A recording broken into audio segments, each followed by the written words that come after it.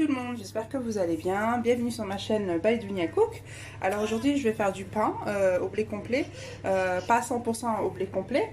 Donc je voulais vous partager la recette. Donc là j'ai mis 1 kg de farine de blé complet, 260 g de farine blanche.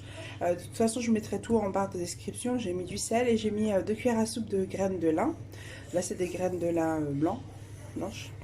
Donc voilà. Donc là je vais mélanger un petit peu les ingrédients secs. Donc voilà, là nous avons mélangé les ingrédients.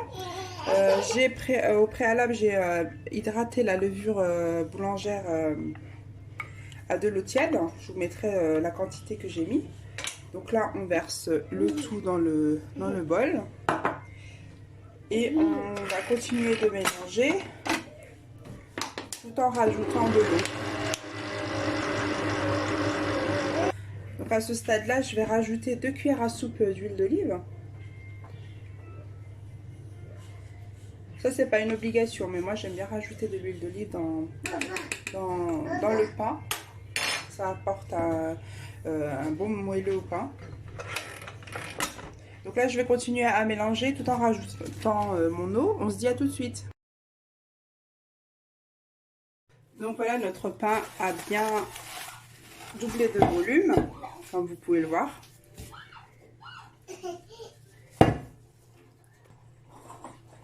Donc là, je vais verser la pâte. Vous voyez, c'est totalement normal qu'elle soit collante. La farine complète, elle est connue pour son côté collant.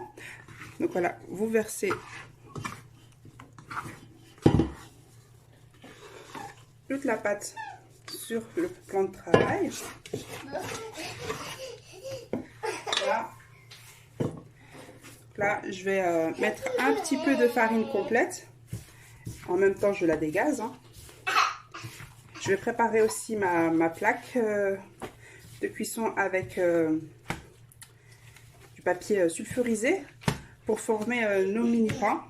Et je vous dis à tout de suite. Donc là, on va commencer à façonner nos petits pains.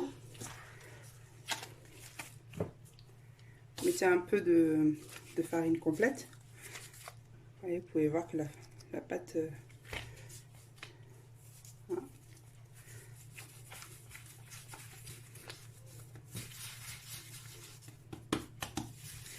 Et vous la posez directement sur votre plaque.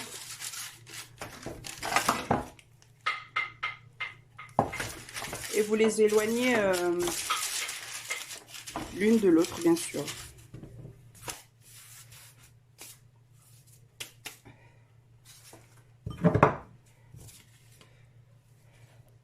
Donc voilà, là je vais continuer à façonner mes boules de pain. Donc moi je les fais petits pour pas avoir trop de gaspillage. Donc voilà, je les enroule dans la farine complète. Si vous voulez pas mettre de la farine complète, vous mettez un petit peu d'huile d'olive sur vos mains et ça fera très bien l'affaire.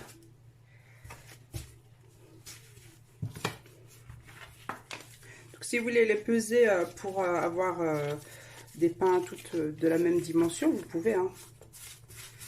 Moi j'aime bien les faire petits, c'est vraiment idéal pour les petits déjeuners. Tout ça, ça évite aussi le gaspillage.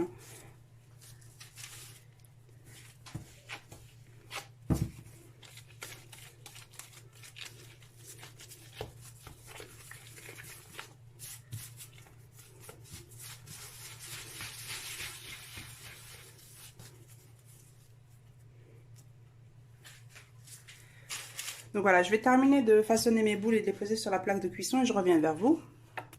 Donc une fois que vous avez fait fini de former vos petits pains, vous venez les étaler une fois que vous avez tout terminé tout de suite. Voilà.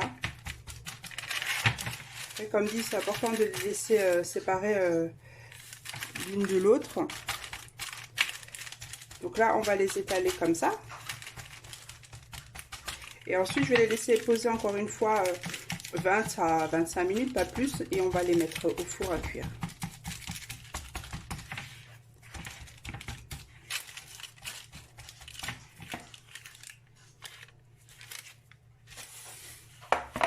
finir d'aplatir tous mes mini pains et je reviens vers vous. Donc voilà, j'ai fini d'étaler tous mes pains. Donc voilà, il y a quoi, peut-être 3-4 de largeur. Après, en fait, en fonction de vous, si vous aimez beaucoup la mie ou pas, hein, si vous voulez les laisser épais ou plus fins. Donc là, je vais les laisser, comme je vous ai dit, entre 15 et 20 minutes, maximum 25 minutes. Je vais poser un torchon dessus et je vais les laisser gonfler tranquillement. Et ensuite, on va les faire cuire au four à 200 degrés, 15 à 20 minutes, ça cuit assez vite. Hein. Après, tout cela, tout dépend de vos fours. Hein. Moi, je fais en fonction de mon four et vous ferez en fonction du vôtre.